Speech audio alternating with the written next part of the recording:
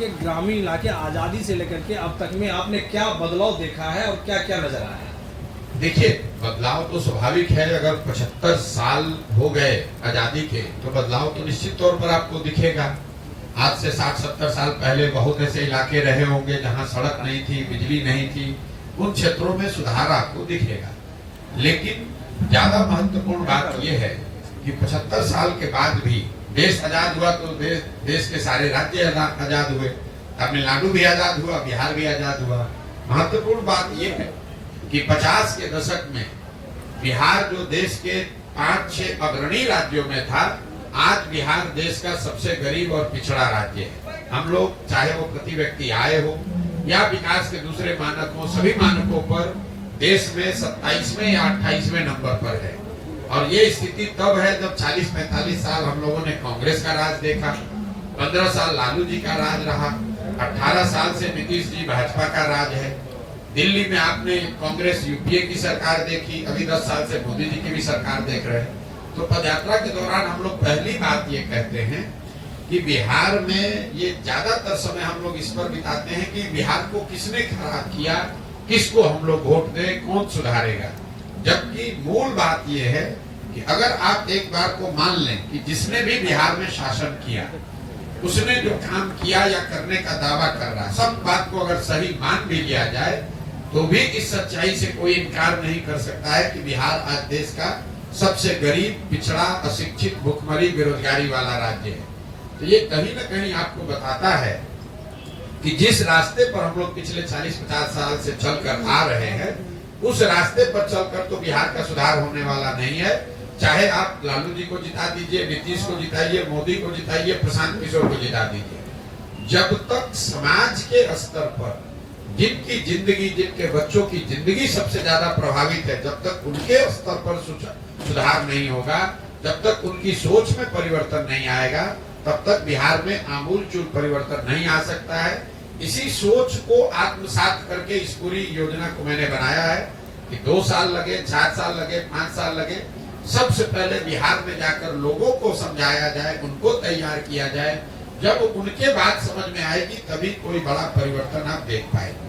देश भर के बड़े बड़े राजनीतिज्ञ अभी मैं देख रहा हूँ कि बीजेपी में बिल्कुल कहीं न कहीं मलाई मारने के लिए चले जा रहे हैं। ऐसे में आप कितना अच्छा महसूस करेंगे, कितना रिलैक्स फील करेंगे सरकार में आ जाते हैं तो? नहीं, सवाल क्या है आपका हम समझ नहीं पाए।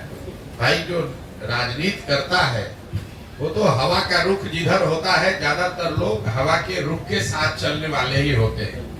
हवा के रुख के विपरीत या धारा के विपरीत चलने वाले लोगों की संख्या तो हमेशा कम रहेगी।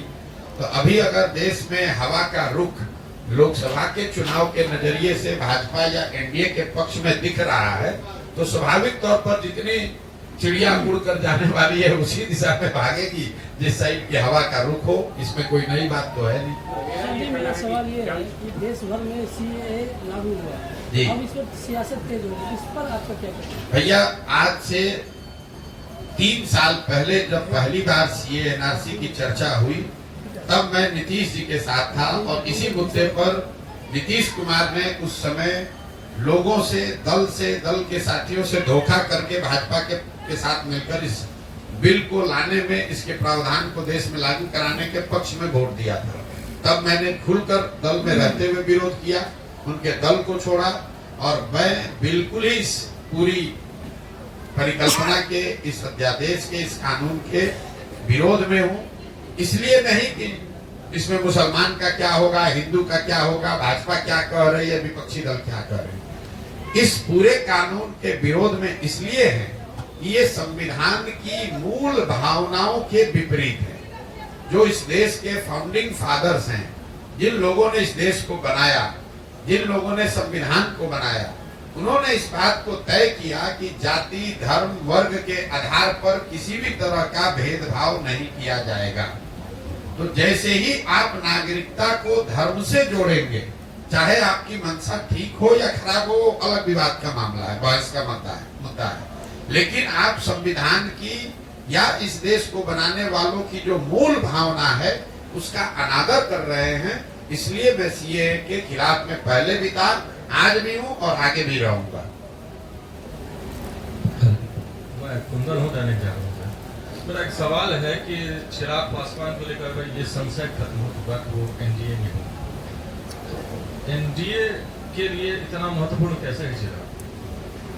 अब ये तो जाकर एनडीए वालों से पूछिए कैसे महत्वपूर्ण। देखिए,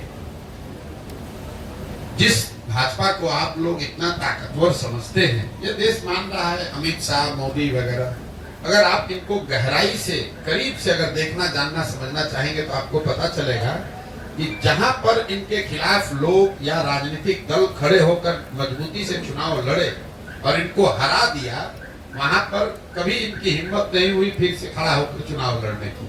तो बिहार वो भूमि है जब 2015 में अमित शाह और मोदी अपने सारे प्रयास के बावजूद उनको सफलता नहीं मिली, और वो जो डर है, वो इतना बड़ा डर है हारने का। जब आपको ज्यादातर जगह पर आसान जीत मिलती है, तो कहीं पर जब आप हार जाते हैं तो आप उससे डरते बहुत ज्यादा है। तो कहीं ना कहीं भाजपा को ये डर है, भाजपा की लीडरशिप को, कि बिहार की जो राजनीतिक मैं कहूँगा पृष्ठभूमि है, यहाँ का जो सोशल फैब्रिक है, जो यहाँ समाजवाद की जड़ें हैं, वो इतनी मजबूत हैं या इतनी गहरी हैं कि भाजपा के लिए इतना आसान नहीं है कि पूरे बिहार को अपने एक मोदी के स्लोगन पर जीत लिया जाए। ऐसा उनको लगता है। सच्चाई क्या है ये तो भगवान जाने, लेकिन ऐसा उनको लगता है। इसीलिए वो इस तरह के गठबंधन, जैसे नीतीश कुमार के लिए अभी कुछ महीना पहले आकर यही अमित शाह ने मंच से खड़े होकर कहा कि बिहार की जनता, एक एक आदमी सुन लीजिए,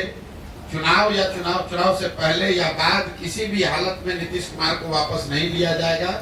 इनके लिए भाजपा के दरवाजे हमेशा के लिए बंद। वही अमित शाह जो इतनी बड़ी बड़ी बात बोलते हैं, ये लोग दावा करते हैं हम 400 सीट जीतेंगे।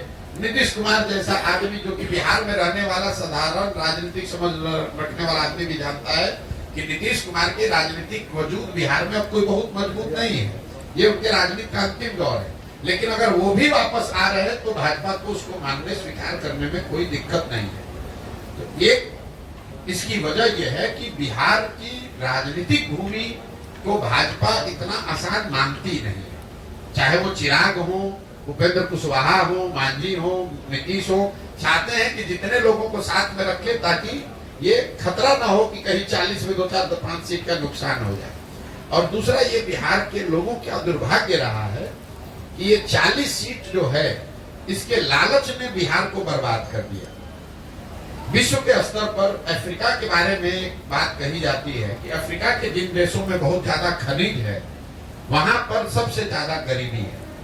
उसको मिनरल कर्स कहा जाता है, क्योंकि वहां इतना खनिज है कि उसी को लूटने के लिए, उससे कमाने के लिए दुनिया भर के लोग जाकर वहां लूटपाट मचाते हैं। उसी तरह बिहार की हालत है। बिहार से